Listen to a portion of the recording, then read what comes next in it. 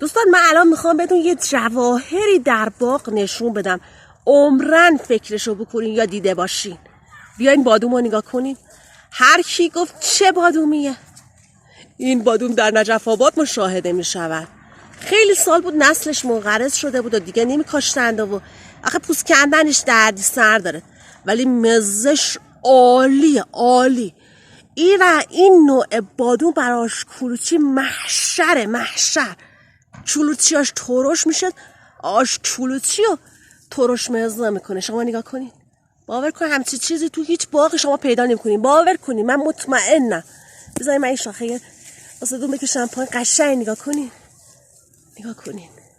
به به به، اینا میگن تاجری کبابی. قشنگ کف دستا نگاه کنین. یه دونه بادومش مثل کف دست میمونه. به به به به. میرم روی بادوم.